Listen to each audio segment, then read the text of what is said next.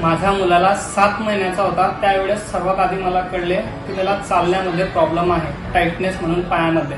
तर त्यावेळेस अक्षरशः मी खूप घाबरून गेलो होतो. घाबरून म्हणजे मला काही समजत नव्हतं की मी काय करावं, कारण की मुलगा माझा त्या कारणाने मला काही समजत नव्हते.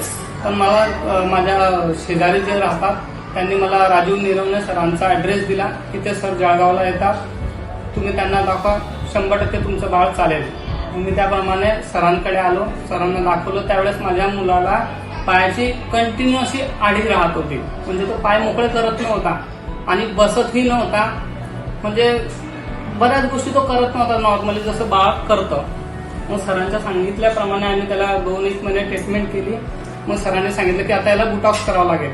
मग बुटॉक्स करायचा हा विचार ऐकून माझ्या मनामध्ये अजून जास्ती भीती निर्माण झाली की बुटॉक्स केल्याने माझ्या बाळाला जास्ती त्रास होईल का, मग तो चालेल की नाही चालेल का, अजून काही वेगळं होऊन जाईल, मग करू की नको असं मनात सतत असा विचार येत होता.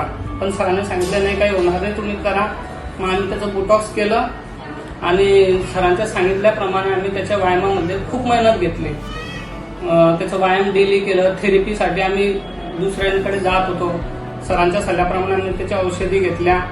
सरांनी सांगितलं त्या हिशोबाने आम्ही त्याची व्यायाम थेरपी कंटिन्यू केली. त्यामुळे आज आमचा बाळ खूप चांगल्या प्रमाणे चालत आहे. आणि या सरांच्या सांगितल्याप्रमाणे आम्ही त्यांचे खूप खूप आभार मानतो की सरांनी आम्हाला या मार्गदर्शन केलं योग्यरित्या. आणि आज माझं बाळ असं आहे. आणि पुढेही मला असं वाटतं की रेग्युलर जर आम्ही थेरपीन सरांच्या सल्ल्यानुसार त्याची ट्रीटमेंट करत गेलो तो नॉर्मली बाळांसारखं शाळेत जाईल, पळेल वगैरे सर्व काही क्लिअर होऊन जाईल. बाय त्याबद्दल सर खूप खूप धन्यवाद. बाय.